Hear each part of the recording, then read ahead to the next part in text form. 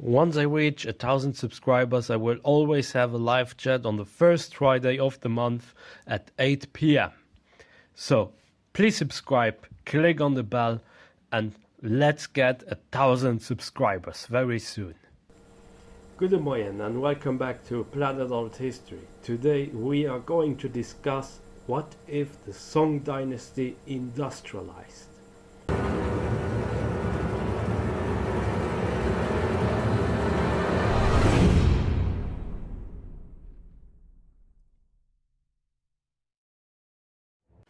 I made a collaboration for this scenario with Scholaroftheworld, who covered all the background information for this alternate history.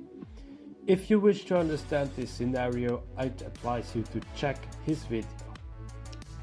The link is the first one in the description box. As you might know, the Song Dynasty was considerably advanced, but then the Mongols came and they changed everything. Moreover, the policies were not really in favor of an industrialization, so this would need to change as well. So let's say this change would come with Wang Anshi, and let's say that as a result the Song Dynasty is able to hold their ground against the Mongols. Now you're asking yourself, who is Wang Anshi? Wang Anshi was a Chinese economist, poet and politician during the Song Dynasty. He served as a chancellor who attempted major and controversial socio-economic reforms known as the New Policies. According to Mary Nourse, Wang Anshi believed that the state should take the entire management of commerce, industry and agriculture in its own hands, with a view to securing the working classes and preventing them from being ground into the dust by the rich. He wanted to mainly reform, first of all, the state and the finance and trade, then also defense and social order, and as a third point, the education and also the improvement of governance.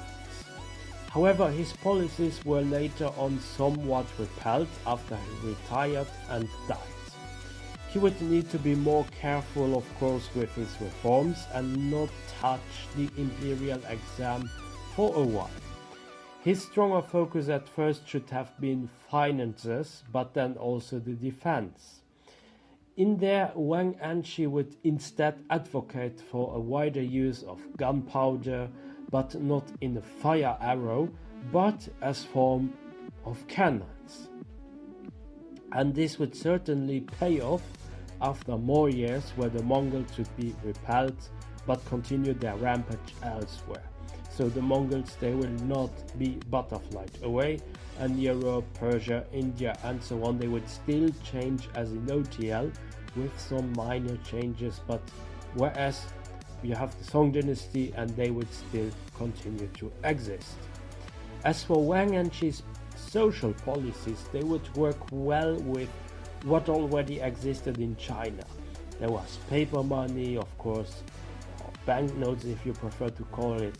Moreover, the commerce in China, the internal market was huge, the printing press already existed, and it was almost as good as the one that was used in Europe in the 1500s. And also with Wang Anshi's success and more people coming to the cities to live and work, it would create more demand and the economy would be stimulated and become more dynamic. He was against monopolies, so without monopolies and the encouragement of craftsmanship and more ateliers or proto-factories, if you might call it like this, would be built. And I think that with all of this, water would become more important. Not only water to drink, but the ways on the water, so rivers, or even parts of the ocean. Because in there you could have a huge quantity of people which could go from the lands to the cities. So you could transport them more easily. And this would get, of course, very full, and you would also then need to have more speeds. And the water wheel, however, would not be fast enough then at this point. And so let's just say that just after a bit of the Mongol invasion, something like a steam machine would become more popular or be already invented or somehow find a very widespread and become even very good and efficient. Why that? Coal in China existed. There were enough people, but more people needed to be transported to the cities or even outside of the cities where you would have new factories right now, because the cities, they would just be too crowded. And also factories would then be built in other places where you would have more resources. This means that more material needs, they are also then to be transported to these places. And also to keep then a decent life within the cities, you also need to have again more transport, and thus steam machines, they would become optimized. They would be seen as important not only for water routes but later on also on land. So when you have already huge movements on the sea, but somehow the horses, they cannot keep up, and you still have somehow cities and important places more on the land that are not connected with rivers, you will then also have steam machines becoming optimized for a land route. Now, I don't think that Song China will expand just like the Europeans and take over the world, but they would certainly find ways to enlarge their sphere of influence. So Taiwan, Indochina, Korea, the Philippines, and even Central Asia, as well as Mongolia, these places, they would come to my mind. Siberia too, which would result in conflicts with Russia. Song China would now possess a very huge advantage over their neighbors, but only for so long, because of course not every technology will just stay there forever in the same hands. Eventually the advancements, they would also pop up in Europe, just as the banknotes did, or the printing press, or the gunpowder. And probably with such an advancement that would spread from Asia to Europe, some local powers would definitely alter their region. So an alternate India might actually be able to hold themselves. Or you will have the Mongols, who are a good candidate to emulate somehow the Song China dynasty, and they would enter much later on in a competition against them. Persia would be part of the Timurids, and the Timurids would still expand into India but manage to hold it for a longer time, or just until they would lose Persia, and they would then just become somehow the Mughal Empire in a way. So this alternate Persia would then have the chance to expand and go to places where you had the Ottoman Empire, and this would create problems then for the Ottoman Empire, and so on and so forth. As for Europe, it's very difficult to predict, but with an earlier industrialization, new nation states, they would appear, and the ones we know would perhaps be different, or they would simply not exist at all. The spread of more efficient gunpowder and also the industrialization would mean that powers on the eastern coast of the Americas would probably get an advantage, while for instance the Inuit population would use the guns and also other technology to hunt, but not really for any type of state building, although they could become part of a bigger Chinese alliance or sphere of influence in one way or another. In the conflicts with Russia, Song China would be able to win, and due to the many resources that exist in Siberia, infrastructure and also the road which would be better, they would be also able to transport more of the manpower in these regions of Siberia, and also have a better troop movement with the steam engines, so thus Russia is not really a big problem for them. Song China would probably try to get until the Ural Mountains, have parts of Central Asia as a buffer, and the Himalaya would serve for India and also for China both alike as some type of buffer, as well as Indochina, where many proxy wars could be fought for, let's say, rubber or trade or the jungles, the resources that are in there, and of course control. Some smaller Indonesian kingdoms could expand and ally with the Song, or they would just become some part of the sphere of influence of the Mughals. Australia would be totally unrecognizable. Probably some Indonesians and also Aborigines alike would compete for Australia, and the Maoris, they would compete with the alternate Aborigines on the sea of Australia and the Pacific Islands.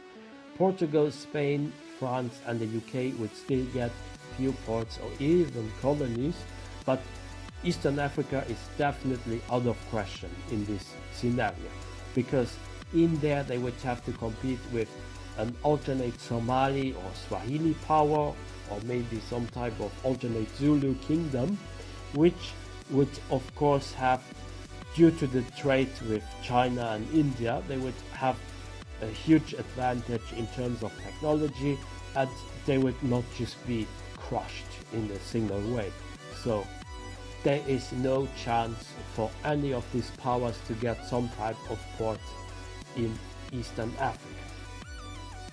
They would even be able to push Portugal away, and with that Portugal would then focus more on Brazil, and I think this is very likely to happen, because until the contact from North America to then South America and then the Amazonas, it would be very, very difficult for the people that already live in Brazil to somehow get a lot of technology or big advantage towards the Portuguese, and thus Brazil would probably still be a very important colony for Portugal.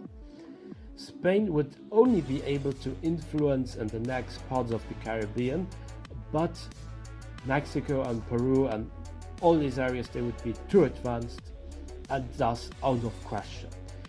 It's also possible that Brazil would cause a lot of trouble for Portugal, where maybe Spain or France or even the UK or the Netherlands, they would try to invade, but we don't know how this would be working out for the Portuguese. However, there is a very important thing we need to note.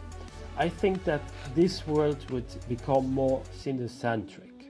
It would be a sinocentric world, because eventually, with all the advantages within China, the huge population, the very ancient history, and the view that they were like superior, let's say, it would somehow make sense to have a sinocentric world in this alternate timeline. They were the first one to industrialize in this ATL, and thus were the more advanced empire in this world. 2020, for instance, might actually be 2698 nowadays, and everyone might actually celebrate the Chinese New Year instead of the New Year that we are used in the Western world. The only way to stop a Chinese superpower is by internal struggles and support of rebels from the outside, but in this ATL this might just be almost impossible for the first few decades or even centuries. The only type of rebellion that could come up and have success would be those of social demands, such as improvement of living conditions, medicine, food, or bare minimum of life.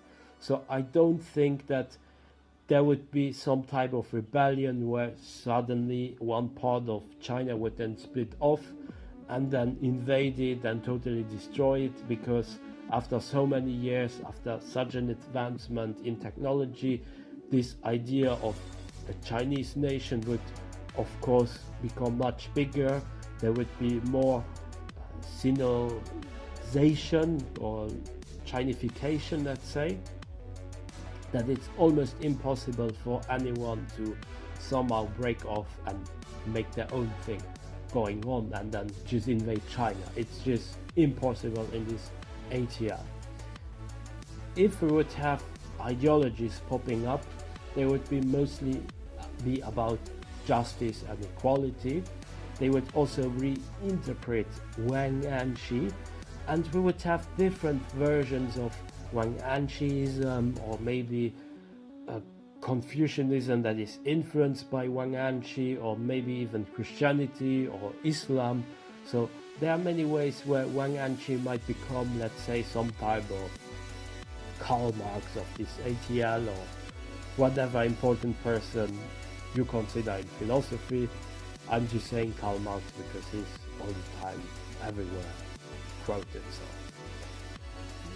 I don't want you to think that I think that he's the most important one. So anyways, to sum it up, Song China would be able to reform in a much better way, because if Wang Anshi was more cautious about changing the imperial exam and also then promoting the gunpowder, it would be much easier to have it accepted, to have all of these reforms accepted.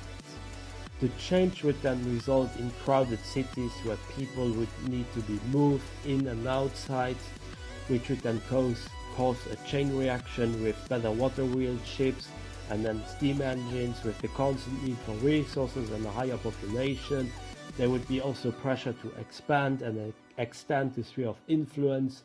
Song China would become the superpower but not necessarily conquer the world. General global culture would be different and ideologies would be unrecognizable.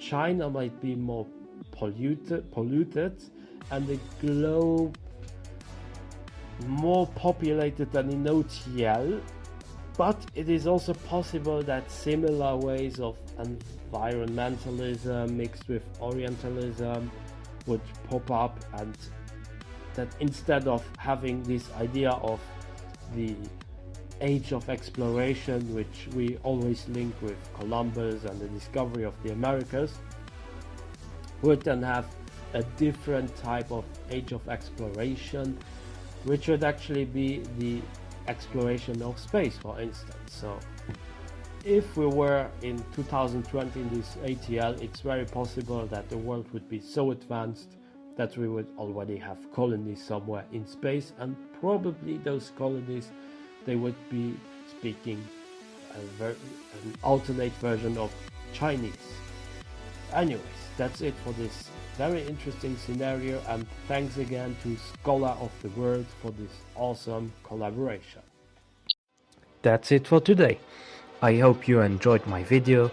Be sure to like and subscribe, leave a comment, support me also on Patreon, and join my forum, forum.planetalthistory.ga. Until next time on Planet Alt History.